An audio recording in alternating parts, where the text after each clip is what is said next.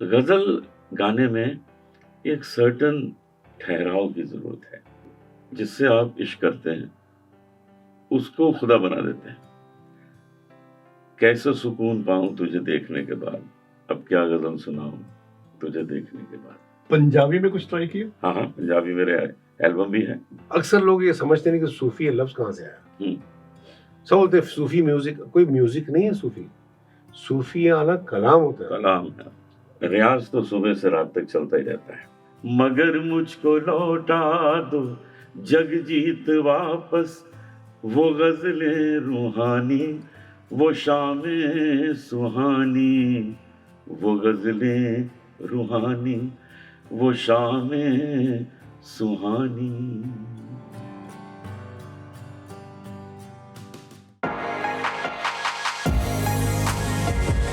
Voice आजकल, और medium, your message. Good day everyone, my name is Nafni Dhanan from Voice आजकल, our medium, your message। आज का message होने जा रहा है बहुत म्यूजिकल, क्योंकि एक नहीं दो म्यूजिक के दिग्गज मेरे साथ बैठे हुए हैं। दहाकों से ऑडियंस को बहलाते हुए आ रहे हैं पद्मश्री अनूप जलोटा जी और तलत अजीज जी। आप दोनों का बहुत बहुत स्वागत है। बहुत बहुत शुक्रिया, आपने दावत दी, आज यहाँ बुलाया। भजन और गजल हाउस होल्ड एक्सपीरियंस है, दोनों का अपना अपना जोनर है। अनूप जी भजन के बादशाह और साथ साथ गजल कमाल की। तलत भाई आपका तो मैं क्या बोलूं, आवाज सुनते ही वो वेलवेटी आवाज, रेशम जैसी। पता नहीं, आप कह रहे तो मान मखमली मखमली मखमली। अगर आप कहते हैं तो मान लेता है ही मखमली आवाज। Before I start this interview, मैं धन्यवाद करना चाहूंगा स्टार अलायंस एंटरटेनमेंट के चिराग पारेख और फोरम पारेख, जिनकी वजह से आप दोनों के साथ बैठने का आज मौका मिला। चिराग भाई, फोरम भाभी, आप दोनों का बहुत बहुत धन्यवाद। Australia tour, how is Australia treating you? Talat भाई कुछ बताएं। Australia is treating us very nicely. आज मेरी वाइफ जाकर कोला बेर के साथ तस्वीर खींच के आई है। अरे वाह, कोला पार्क में। और कल चिराग भाई की वाइफ जो forum, she is taken us around. हम लोग गए बोंडाई बीच और फिर आइसबर्ग पूल, आइसबर्ग क्लब, ये सब करके आए कल। अनूप जी बहुत अच्छा। देखिए, हम लोग 10 दिन के लिए यहाँ हैं, उसमें 3 कॉन्सर्ट हैं और 7 दिन मस्ती है। तो ये आप सोच सकते हैं कि कितना बढ़िया प्लानिंग हुई है कि खूब घूमना फिरना है, जगह जगह खाना पीना है। और यहाँ तो एक से एक कुजीन है, खाने का मज़ा आता है, क्या रेस्टोरेंट्स हैं। तो मज़ा ज़्यादा है। कॉन्सर्ट 3 हैं, लेकिन पहली बार हमको मौका मिला है सिडनी ओपेरा में गाने का, जो एक बहुत बड़ा एक्सपीरियंस है। लाइफ में कुछ चीज़ें रह जाती हैं, उनमें एक ये पूरी हुई। एल्बर्ट हॉल में कॉन्सर्ट किया है, वेम्बली कॉन्फ्रेंस में किया है, लिंकन सेंटर है, मेडिसन स्क्वायर गार्डन है, दुनिया के जितने बड़े बड़े वेन्यूज हैं सब जगह हो गया। ये क्यों रह गया था? तो ये हमारे चिराग पारेख और फोरम ने पूरा करा दिया। तो मैं दोनों को बहुत शुक्रिया अदा करता हूँ। एक तो आप दोनों की लाइव परफॉर्मेंस और सोने पे सुहागा ओपेरा हाउस में परफॉर्मेंस, उसमें एक बात और मैं ऐड करना चाहूंगा अनूप जी, तलत जी।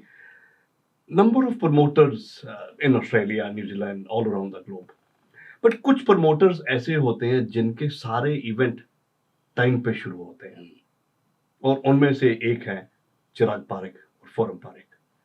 ओपेरा हाउस में जैसे 6:30 का प्रोग्राम था, तो हम लोग घर से यार 6:30 का प्रोग्राम है, 7 बजे निकलते हैं, 7:15 7:30 तक शुरू होगा।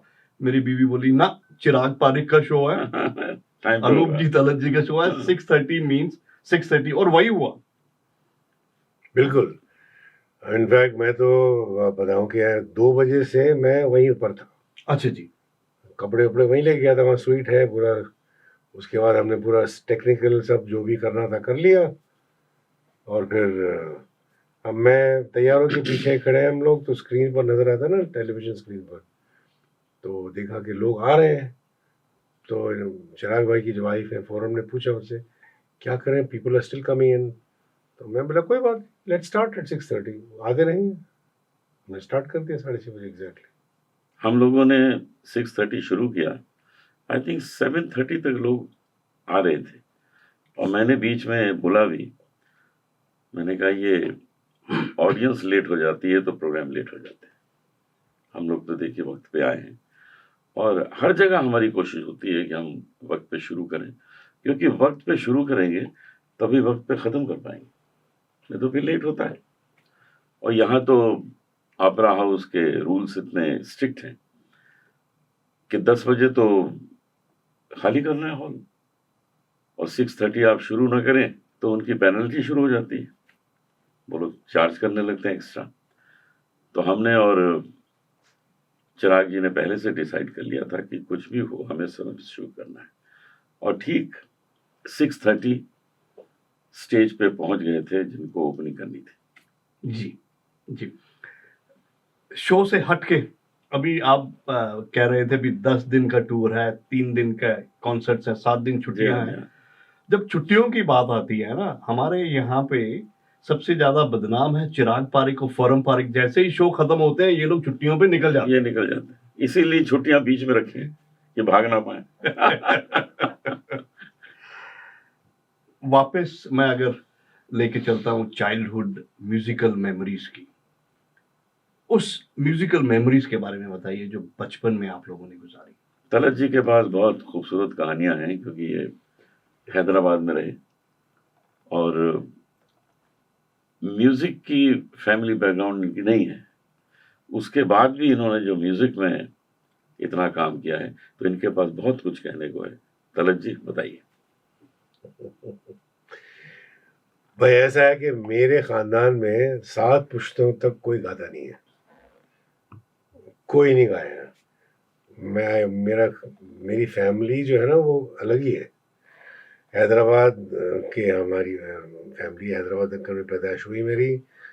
अभी बता रहा था मैं चिराग साहब को कि मेरे ग्रैंडफादर जो थे वो जो 7वें निज़ाम उस्मान अली खां के राइट हैंड थे, तो मैंने तो देखा नहीं वो। लेकिन ये कैसे मैं म्यूज़िक में आया, ये इसलिए कि मेरे जो वालिदैन थे, मेरे वालिद साहब और मेरी वालदा, वो बड़े शौकीन थे म्यूज़िक, आर्ट एंड कल्चर के, शेर व शायरी के। तो हर सनीचर को, सैटरडे को, हफ्ता कहते हैं वहाँ पर, जी। हमारे घर पर महफिल हो ही जाती थी। मतलब कोई दावत वगैरह की ज़रूरत नहीं होती थी, लोग खुद आ जाते थे। मेरे वालिद साहब का नाम था अजीम, तो साहब अजीम भाई, और मेरी वालदा का नाम साजिदा, वो खुद अफसाना निगार थी। तो आ जाते सब, बैठते, चांदनी के पार्ट ना, शीट्स बिक जाते, गौतकिया वगैरह सब, कोई गा रहे हैं, कोई शायर अपना कलाम सुना रहे हैं, कोई मज़ाहिया हो रहा है। तो एक किस्म का एक माहौल, कल्चरल माहौल होता था, जो मैंने बचपन में देखा है। तो मुझे याद है कि अनु भाई सब, जब हकीम रागी साहब एक सिंगर थे उस ज़माने के, अच्छा, हारमोनी में बैठ के और तबले पर तबला चलता, तो मुझे अंदर से अच्छा लगता, एक फील आती। मैं कुछ 7-8 साल का था जब। तो फिर उनको घर में मुझे बताया गया कि रेडियो, उस ज़माने में रेडियो होता था, तो एक बेल्जियन रेडियो था, वेब ग्योर।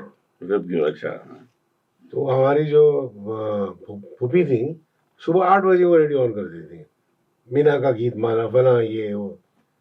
तो किसी ने सुना, कहते हैं कि वो मुझे गाना सुनते सुनते मैं गा रहा था। हाँ, तो पता लगा कि अरे इसमें ये गाने का शौक है इसको, चलो ठीक है। तो जब वो महफिल होती थी, हकीम रागी साहब बैठे होते थे, मेरे पास तस्वीर भी है, तो बोलते बेटा आ जाओ, ये कुछ सीख लो, ये गाओ, ये मैं रट के गाता था मैं। बट वो शौक था। मेरे वालिद ने मुझसे कहा था कि बेटा शौक है, रखो, बस बड़े होकर IAS बन जाना, मेरी तरह IFS बन जाना, लेकिन गाओ, अगर गाना है तो इसको बाकायदा फन के एतबार से सीखो। तो उस्ताद रखा था उन्होंने। अनूप जी, एक किस्सा मुझे याद आता है तलत भाई का। कहते भी ये आंख बंद करके गा रहे थे और कोई माइक पकड़ के बैठा हुआ था। वो इनका बड़ा मशहूर किस्सा है। ये घर में इनके यहाँ जगजीत सिंह साहब आए थे और इन्होंने कहा कि मुझे गाने का शौक है, मैं गाता हूँ। तो जगजीत सिंह साहब माइक पकड़ के बैठे थे इनके पास और ये गा रहे थे और इतना ज्यादा गा गए कि वो थक गए हाथ पकड़े पकड़े। बाद में उन्होंने कहा, इनके शायद वालिद साहब ने कहा तलत भाई को कि देखो भाई तुम गाते जा रहे हो, कौन माइक पकड़ के बैठा है, जरा नहीं मैं इसको थोड़ा मैं फिल्मी हाँ, जरा समझाइए। स्क्रीन प्ले बनाता हूँ उसको मैं।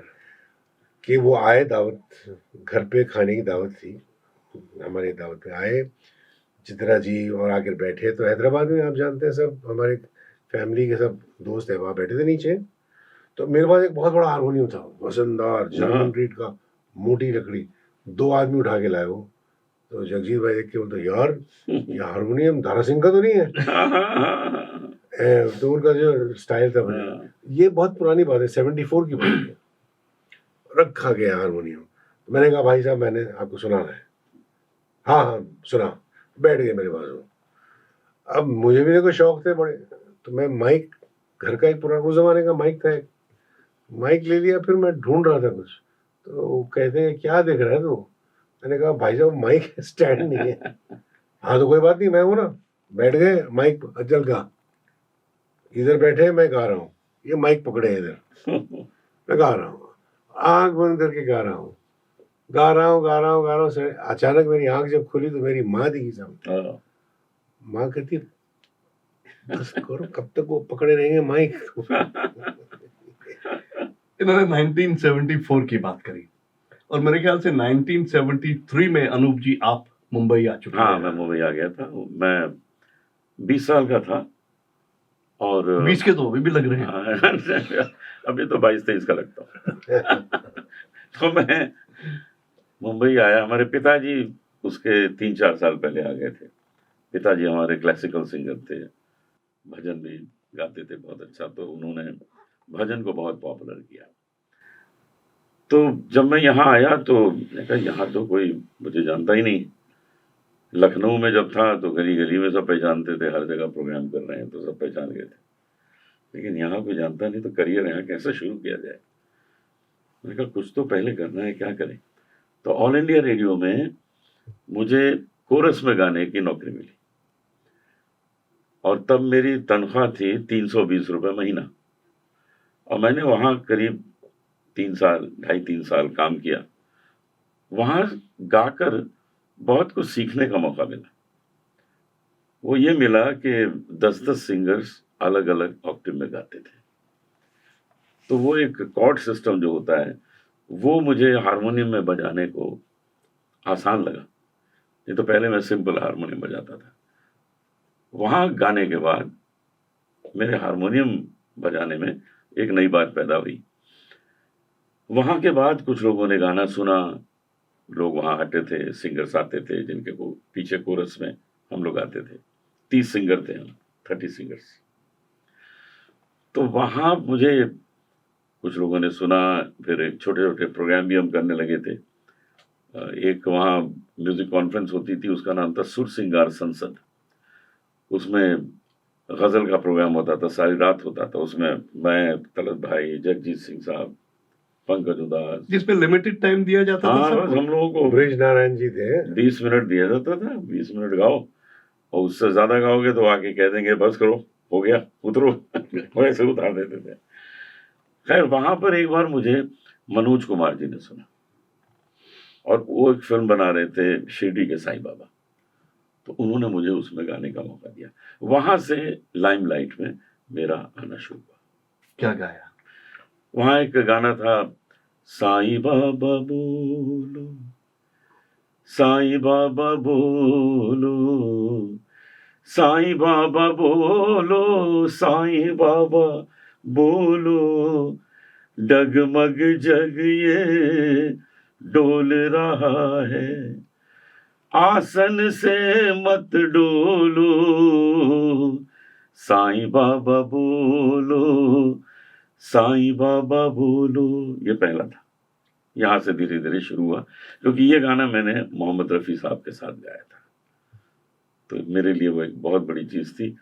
वहीं से फिल्म इंडस्ट्री ने भी थोड़ा पहचाना और कॉन्सर्ट भी शुरू हो गए थोड़े थोड़े। तल भाई, हैदराबाद से मुंबई आप पहुंचे, तो सबसे पहली ब्रेक जो मिली जिससे आपको लगा अब ये लाइफ चेंजिंग मोमेंट है। अभी मैं उमराव जान और बाजार की बात नहीं वो तो करता बहुत वो आगे बात- उसकी बात नहीं करता हूँ। असल में हुआ ये कि हैदराबाद में एक महफिल में, घर की महफिल होती थी, एक साहब मिले मुझे, उनका नाम था सलीम डागर, राइटर थे वो, हैदराबाद के थे लेकिन मुंबई में रहते थे। अच्छा। कमाल अमरोही साहब के वो बहुत करीब थे। तो महफिल में बोले, मियाँ एक काम करो ना, चलो मेरे साथ मुंबई चलो, वहाँ पर यहाँ क्या कर रहे हो? चलिए, 76 की बात है, चलिए। चले हम, चले, ट्रेन से निकले, हम पहुँच गए मुंबई। छुट्टियाँ थी, गर्मियों का मौसम। तो हमारी जो खाला, जो कहते हैं मासी, रहती थी वो कुलाबा में, वुड हाउस रोड पे।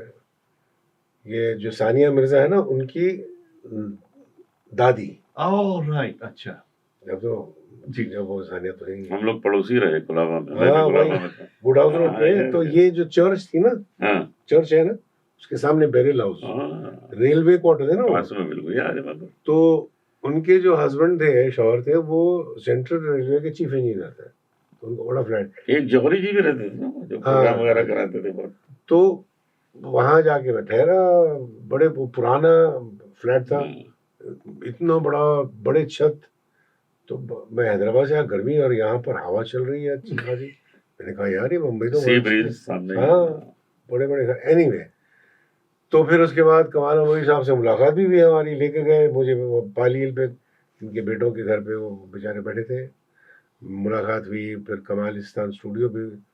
अब उसके बाद बोले चलो यहाँ चलते हैं। तो हमारी जो खाला थी वो बड़ी एंटरप्राइजिंग थी। चलो चलो, तुमको मैं ले जाती हूँ, CCI क्लब चलते हैं।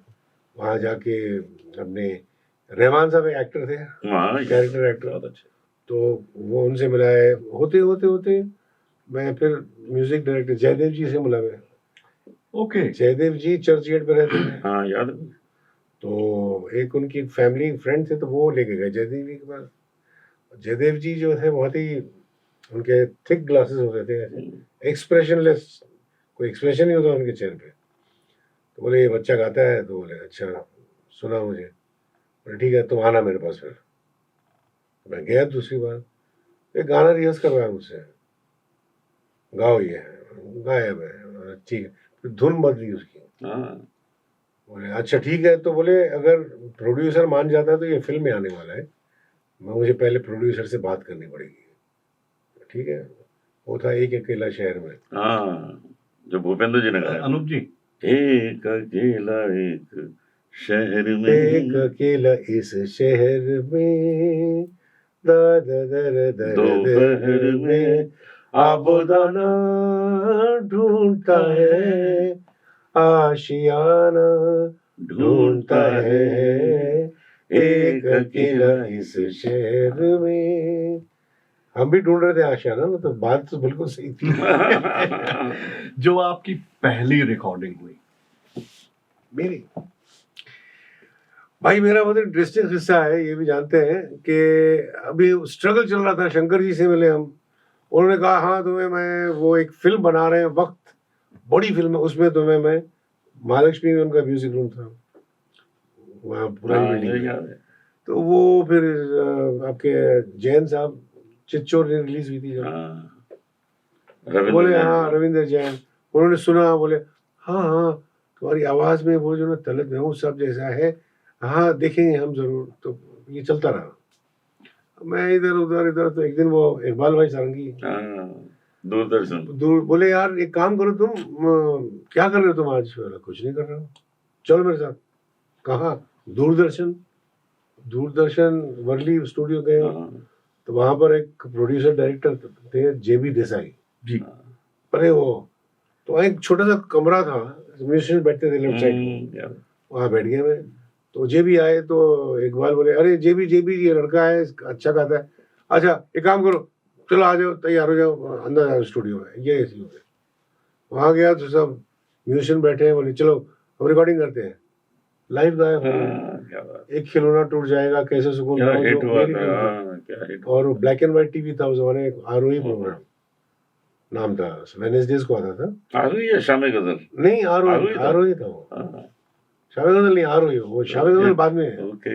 ब्लैक एंड व्हाइट टीवी था जब। ये तो हंगामा हो गया था, दोनों गजलों का मुझे और याद उसके है। बाद आपको बताता हूँ किस्सा कि हमारी दोस्ती हो गई थी। अब मैं घर छोड़ के आया था, मेरे पास सब ऐशो आराम था। मैंने लेकिन तय किया था कि मैं वापस नहीं जाऊंगा।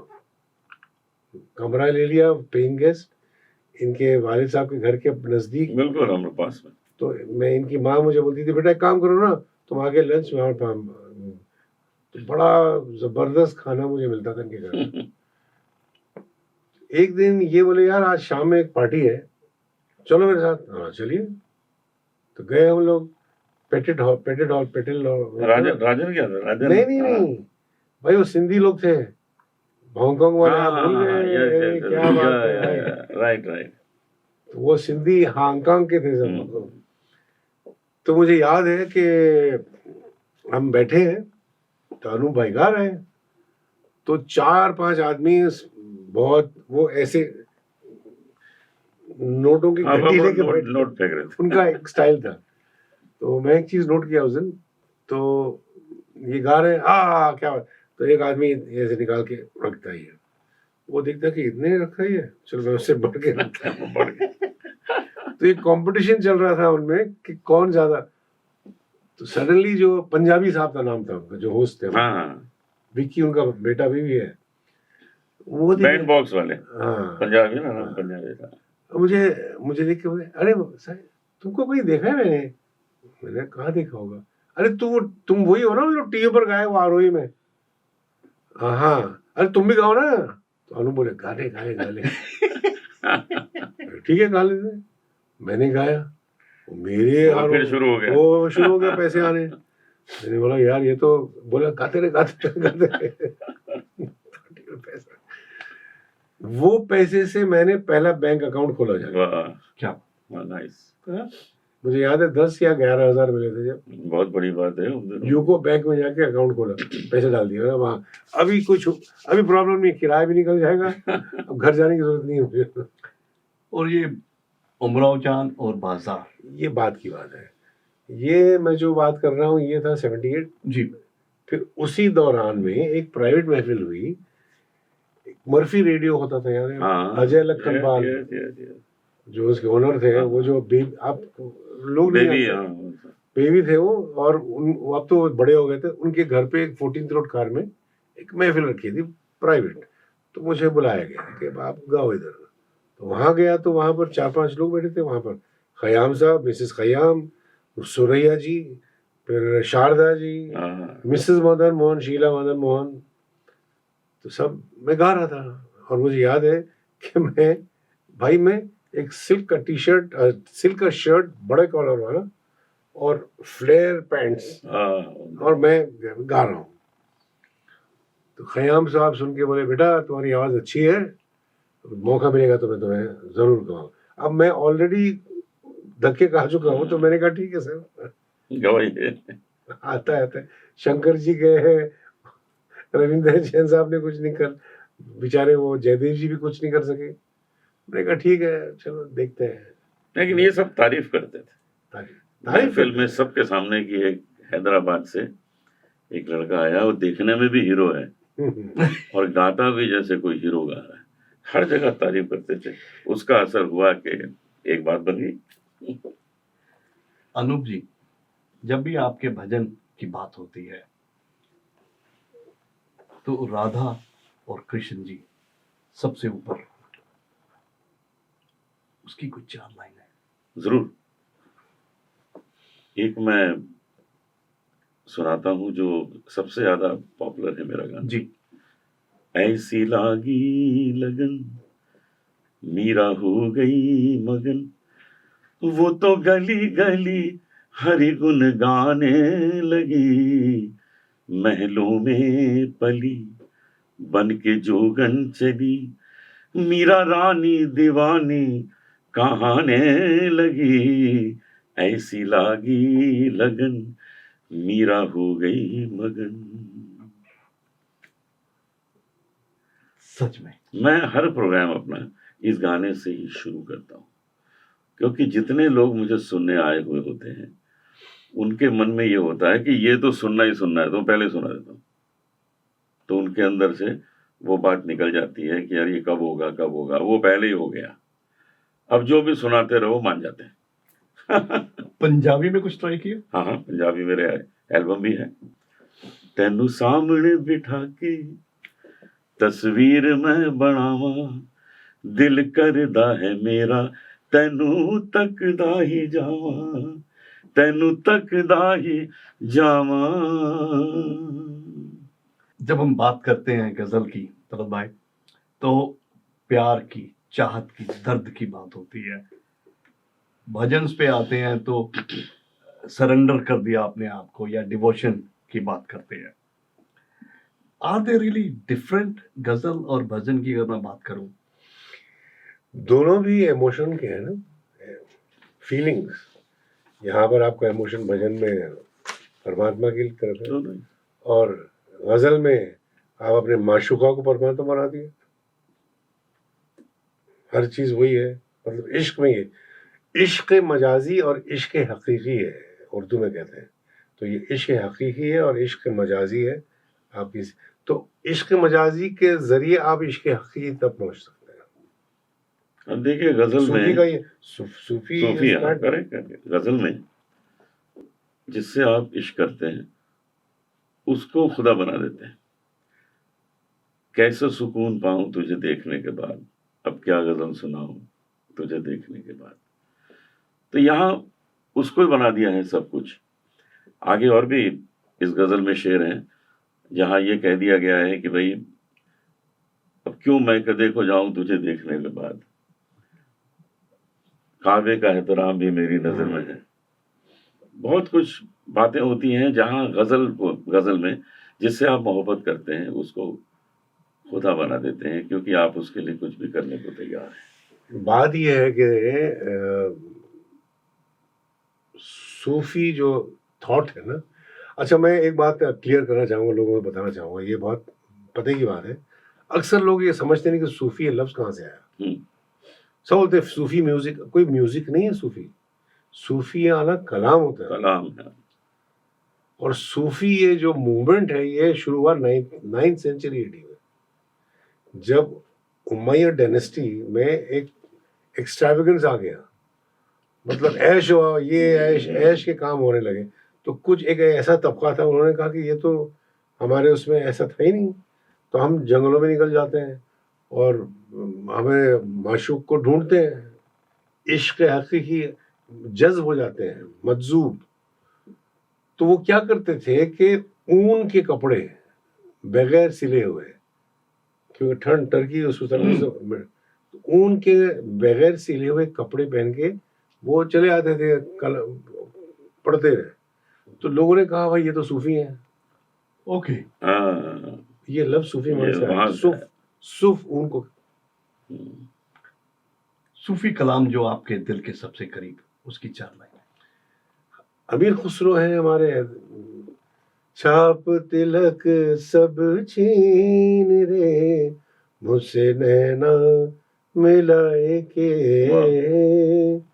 नैना मिलाए के, नैना मिलाए के, नैना मिलाए के, नैना मिलाए के, छाप तिलक सब छीन रे, मुझसे नैना मिलाए के।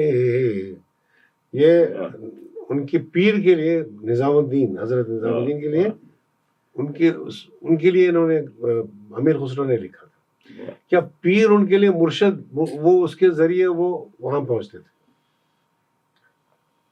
अनूप जी, नंबर ऑफ म्यूजिक डायरेक्टर्स आप दोनों ने काम किया है, सबसे ज्यादा मस्ती और ऑन द स्पॉट स्ट्रिक्टनेस में कन्वर्ट हो जाना when it comes to recording, वो कौन रहे हैं? देखिए वो मुस्कुरा रहे हैं। तलत जी और मैं, हम दोनों को हमारा नाम होने के बाद फिल्म वालों ने लिया,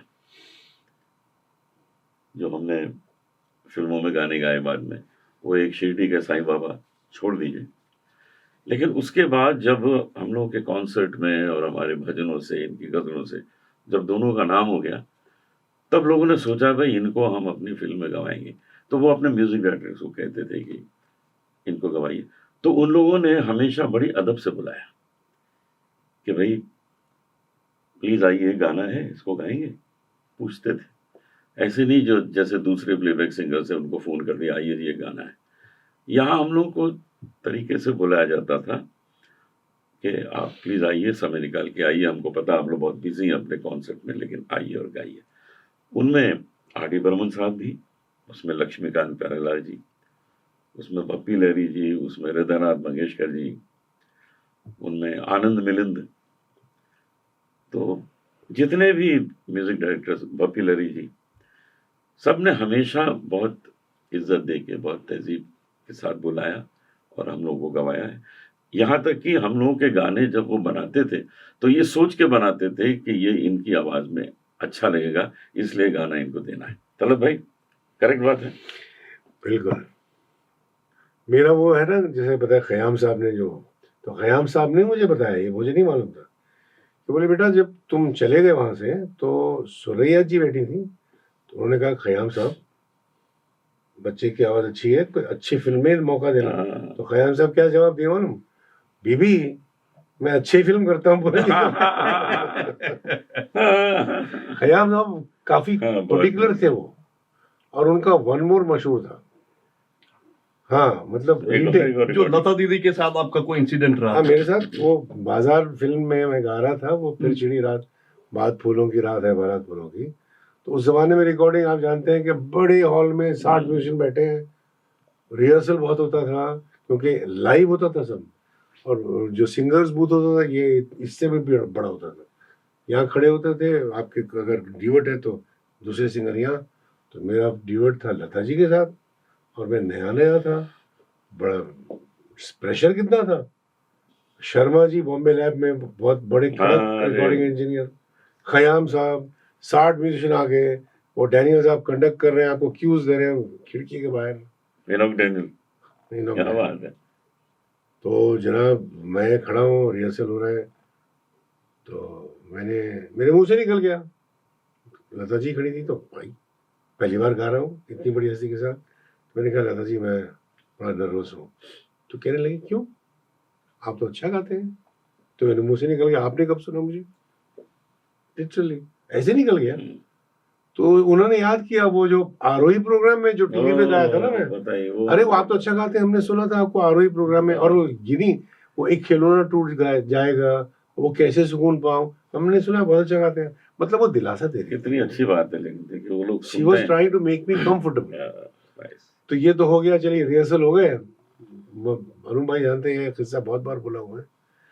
तो टेक के लिए तैयार हो गए हम, और उस जमाने में एक बहुत ही प्लास्टिक, जैसे ऑरेंज कलर का प्लास्टिक होता, एक कान में हेडफोन जाता था, दूसरा कान फ्री होता था, वो चुभता था काफी, उसमें साउंड ऐसे ही।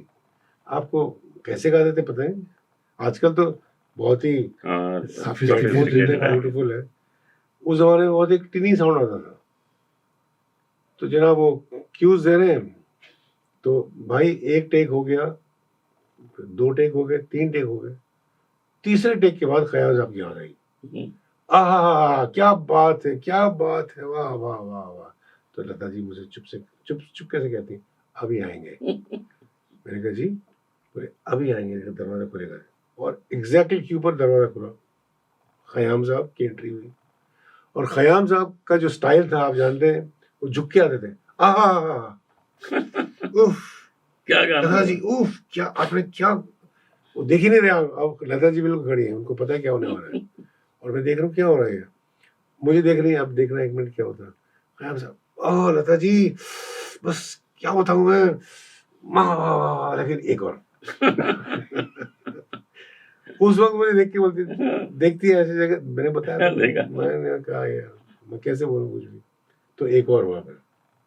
खयाम साहब का मशहूर था इंडस्ट्री में वो एक और।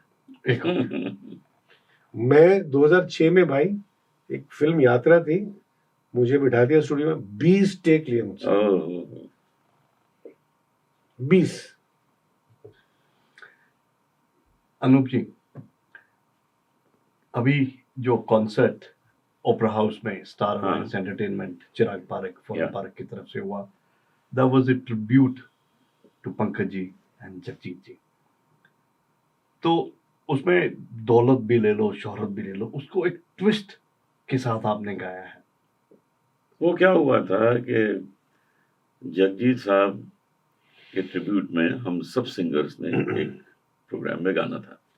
मैं भी, तलत भी थे, ऋचा शर्मा, उस्ताद राशिद खान साहब, सोनू निगम, शान, सब लोग उसमें एक एक गाना गा रहे थे। तो सब लोग ऑडियंस में बैठे रहते थे, जिसका इसका नंबर आता था वो आ जाता था सामने। तो मुझे गाना था अभी ऋचा शर्मा के बाद, तो मैं पीछे ग्रीन रूम में पहुंचा, ऋचा गा रही थी, उसके बाद मुझे गाना था।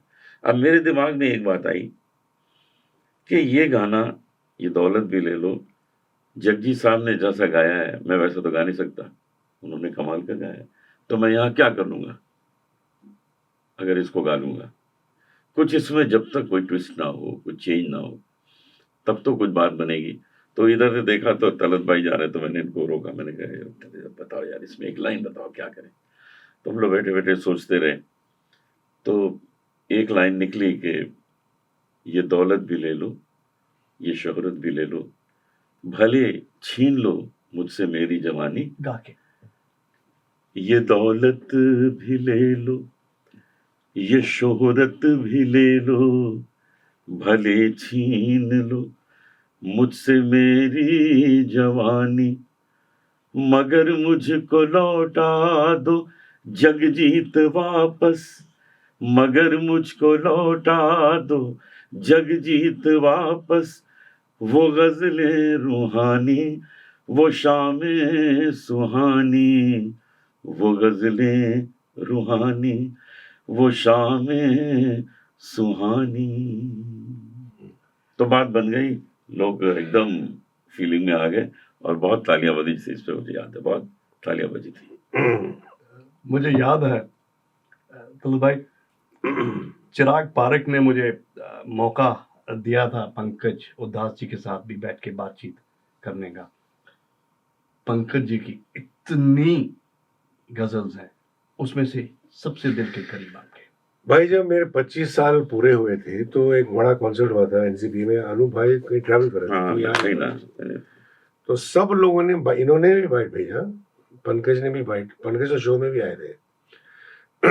तो उन्होंने क्या कहा कि देखिए, वो है अभी भी वीडियो पर मेरे पास, देखिए एक शो में मैं और तलत गा रहे थे, दिल्ली की बात कर रहे थे, तो अचानक तलत ने कहा कि भाई पंकज, हमारी दोस्ती पता नहीं कितने साल पुरानी है, कितने साल हो गए हैं।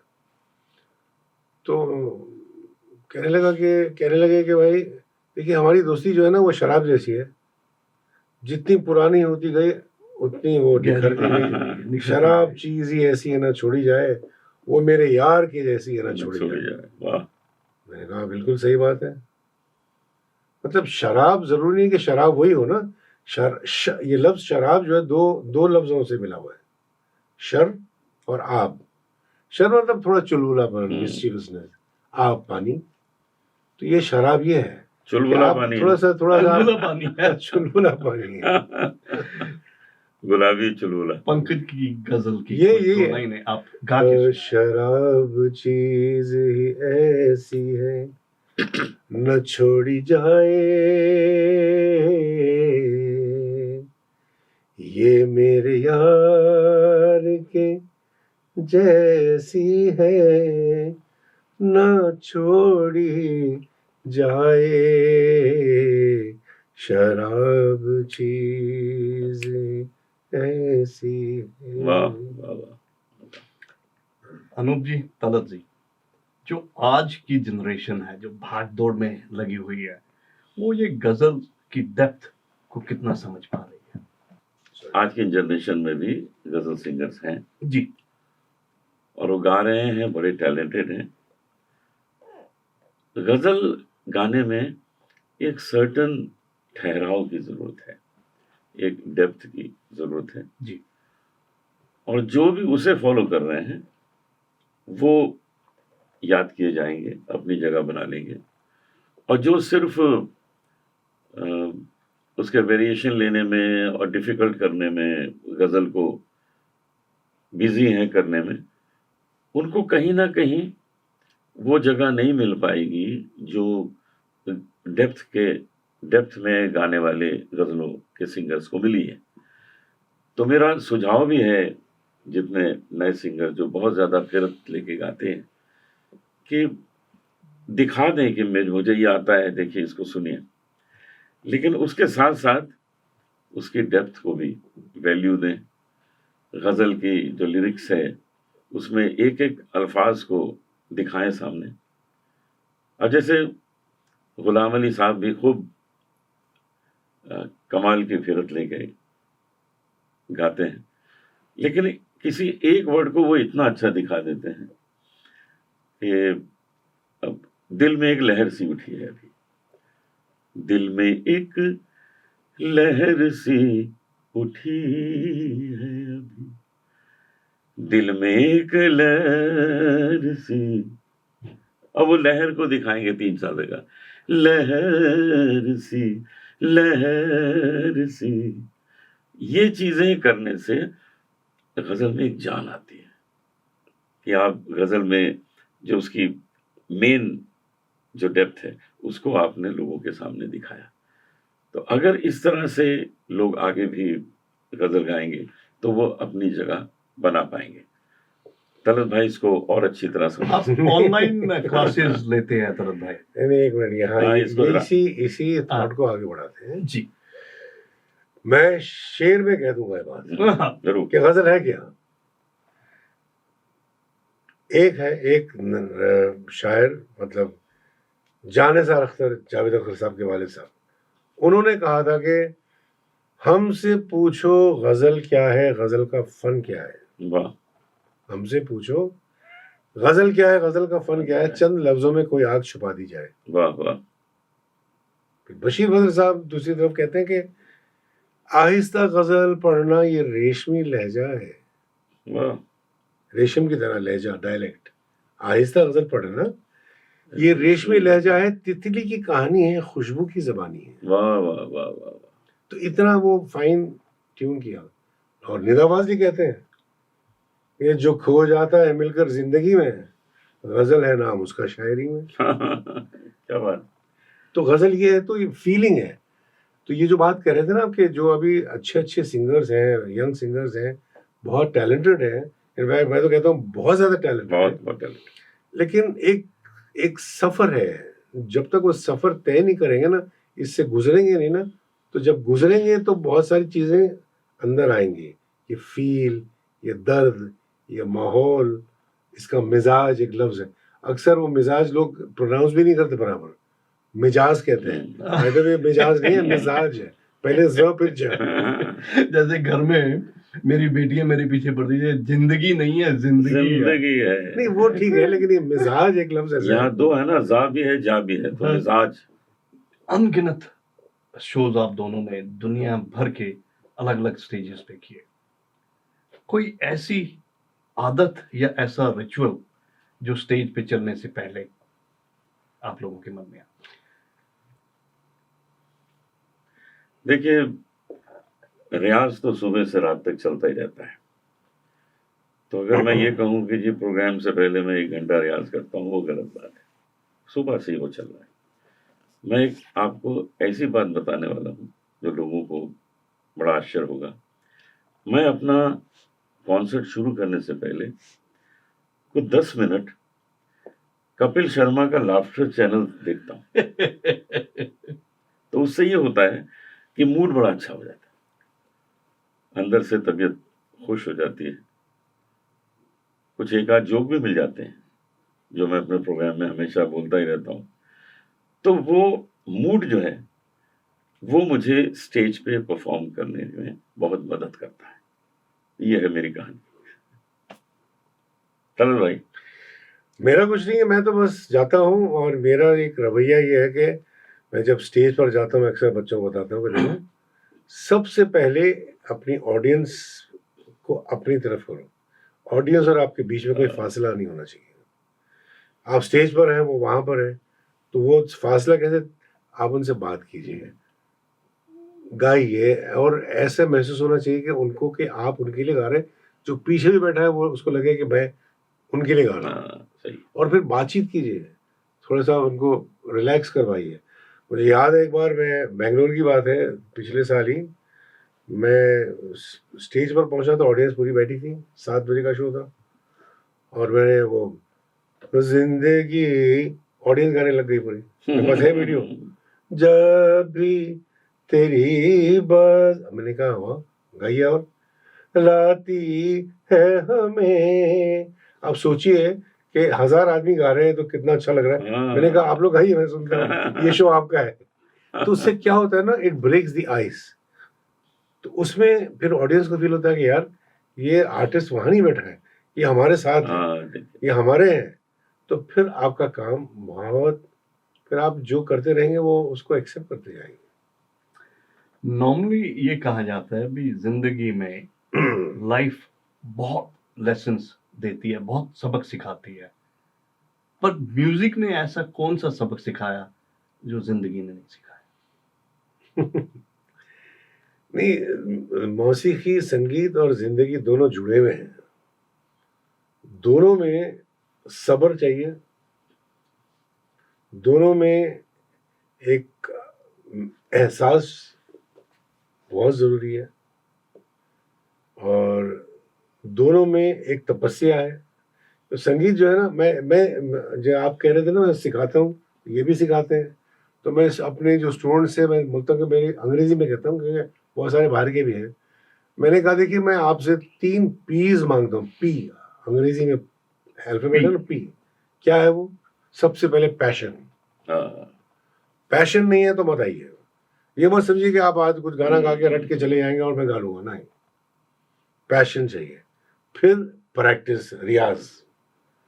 तीसरा है परसिवेरेंस, मतलब लगे रहिए। ये मत समझिए कि 4 दिन में रियाज कर लिया तो मैं निकल गया। भाई जिंदगी निकल जाती हैं। हम इतने सालों से गा रहे हैं, आज ऐसा लगता है कि वाकई अब कुछ समझ में आ रहा है कि सुर क्या होता है। मुझे मेहदी साहब कहते थे कि बेटा सुर ढूंढो।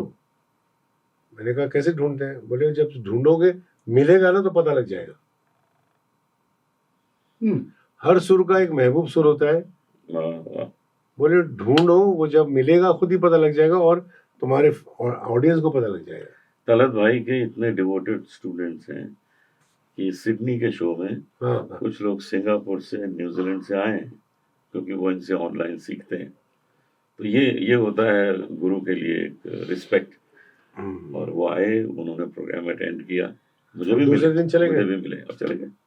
ओके, ठीक है, ऐसे डिवोटेड स्टूडेंट्स तो ये संगीत की बात है, मेरी ही बात नहीं है, इनके भी हैं ऐसे हैं, स्टूडेंट्स। लेकिन इनका सिखाने का ढंग इतना अच्छा है कि आज लोग यही कोशिश करते हैं कि उनको जगह मिले और वो सीखे। ये सबको नहीं सिखाते, मुझे नहीं सिखाया कभी नहीं। और ना इन्होंने मुझे सिखाया, लेकिन बहुत सारी बातें इन्होंने मुझे बताई हैं। मन तो मेरा करता है अभी हम लोग ऐसे ही बात करते रहे, पर मुझे मालूम है चिराग भाई हैज गॉट सर्टेन प्लान्स। पर जाने से पहले मैं चिराग भाई को एक बार कैमरे के सामने जरूर लाना लाइए, चाहता जरूर हूं। लाइए। अगर आप तो ये करते मैं तो उनको कैमरे के ये सामने तो- चिराग भाई तो को कमाल हो जरूर लाना जाएगा। चाहता हूं। थैंक यू सो मच मेरे को इन जैसे दिग्गज के पास बैठने का मौका दिया। अच्छा आप बताइए जो शोज आप भी तो बताइए कैसे? कैसा लगा, हम लोगों ने कितना तंग किया। ये भी तो बताइए। सबसे कम तंग इन्होंने किया। वैसे हमारे देखो इंडियन आर्टिस्ट है ना, वो कभी तंग नहीं करते, कभी नहीं करते। They are so nice people, we enjoy working with them. अगर तंग होते तो अभी तक हम 15 साल से कर रहे हैं, हम कर ही नहीं पाते। तो हम कभी Indian artist, I think you know best, very easy to work with them, and not just off stage, on stage they deliver 110%. So that is what we earn, you know. We earn the goodwill of people. We just want to make sure कि जो भी आता है show में वो घर पे जाए खुश होके कि आज बड़ा मजा आया शो में, बड़ा मजा है। एंड गॉड्स ग्रेस अभी तक हमेशा ऐसा रहा है हमारे हर एक शो में।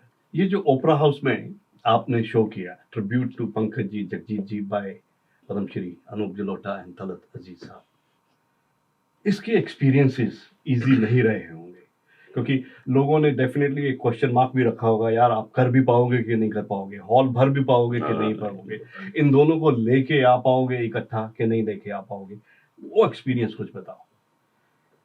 अनाउंस किया, दैट मीन्स हम लेके तो आ रहे हैं इन दोनों को। Perfect. So that is मसवर।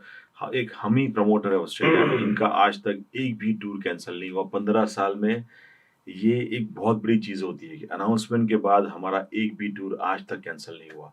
So the audience has the faith and the confidence to buy tickets without worrying कि एक बार शो अनाउंस हो गया है, tickets are on sale, that means the show is going forward first of all. Second is कि so they agreed के we will come together, we do a very good show, और इन्होंने काफ़ी rehearsal की है इस शो के लिए। So there are two kinds of people in Sydney और Australia wide, one is sceptics and one is critics. Skeptics said that 600-700 लोग हो जाएंगे, चिराग बड़ा वेन्यू ले लिया तूने, बहुत खर्चा कर रहा है सब। सो ये स्केप्टिक्स हैं। क्रिटिक्स ये है कि यार ये क्या सिर्फ नाम के लिए कर रहा है, ये more than half of the show will be empty, शायद शो ना ही हो क्योंकि सीट ही नहीं, इसकी सेल ही नहीं होना इसका, तो शायद शो कैंसिल कर दे। तो we have silenced both of them, and who is the winner? Our artist are the winner, our audience is the winner. They enjoyed the show thoroughly. If you put some videos from the show, you will see it was not a ghazal concert. It was a rock star concert on that day. जो सीटी बजी है, जो तालियां बजी है, और हमारे लिए we are so proud of this कि कुछ भी कोई भी जॉनरे हो, ऑडियंस खुश होकर जाना चाहिए। आपको ये पता नहीं है, your wife told me yesterday कि उनकी कोई दोस्त है who is not a music lover, she is not into classical. तो she told forum कि देखिए I'm coming to the show, I'll sit for half an hour. But if I leave after that, so don't mind it because I'm not into this. Yeah. And she said she was there till 3 hours. And she said, "Khatam kaise ho gaya? I would have sat half an hour more." And she sent her a message straight away. Outstanding concert. And it was. Yes. Concert outstanding था, performance लाजवाब थी।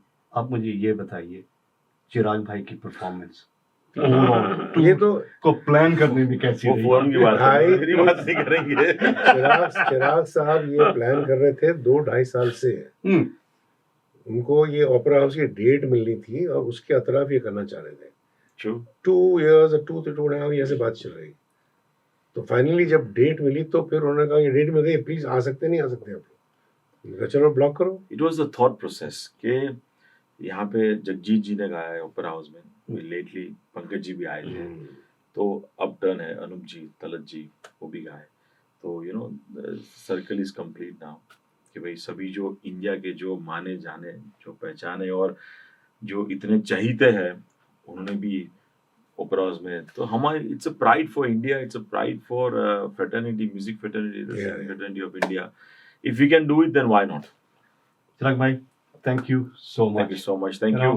What Thank you have given to the Australian audience.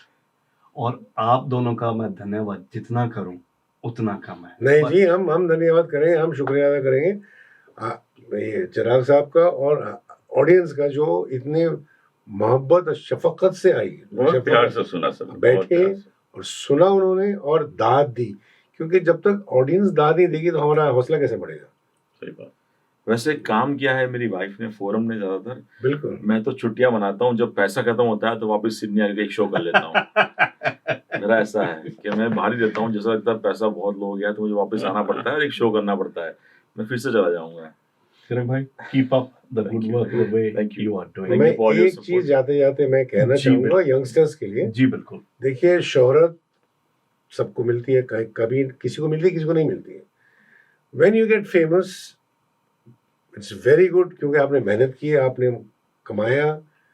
लेकिन एक शेर शकील आजमी साहब का मुझे बड़ा पसंद आता है कि अपनी मंजिल पे पहुंचना भी, खड़े रहना भी। देखिए बात, अपनी मंजिल पे पहुंचना भी, खड़े रहना भी कितना मुश्किल है, बड़े बन के बड़े रहना भी। वाह वाह। तो याद रखिएगा कि जब आप वहां पहुंच जाए ना, तो अपने आप को संभाल के रखिए, ऐसा मत कीजिए, बिकॉज एक पुरानी अंग्रेजी में कहावत है, when you are going up be nice to the people, because when you're coming down, you'll meet the same people. अच्छी बात है। और अनूप जी, आपकी तरफ से कोई फाइनल कंक्लूडिंग? मैं यही कहना चाहता हूँ कि जब ऑर्गेनाइजर अच्छे हों, ऑडियंस अच्छी हो, सब कुछ बड़ी मोहब्बत से ऑर्गेनाइज किया गया हो, तो कॉन्सर्ट अच्छा होना ही है। और यहाँ आर्टिस्ट तो अपनी पूरी मेहनत करता ही है, मैं और तलत भाई और हमारे साथ जो आए थे म्यूजिशियंस, हाँ, एक से एक हमारे बढ़कर, musician, तो हम लोग सब बैठ के रिहर्सल कर टीम रहे वर्क थे। हम लोगों ने इंडिया में भी रिहर्सल्स की, यहाँ आके भी रिहर्सल्स की कि भाई इसको अच्छा करना है। तो सब एक कंबाइंड एफर्ट है, उसका ये असर है कि ये प्रोग्राम सुपरहिट हुआ। हमने भी इसका बहुत मजा लिया। Thank you so Thank you. much. Thank you, Voice Ajkal. Thank you. My name is Navneet Anand, signing out for Voice Ajkal. Our medium, your message. बहुत बहुत धन्यवाद। बहुत Thank शुक्रिया, you. बहुत Thank you. शुक्रिया।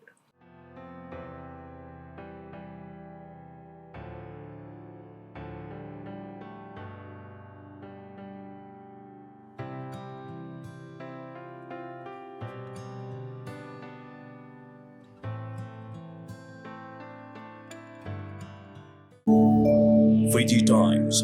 Be with the times.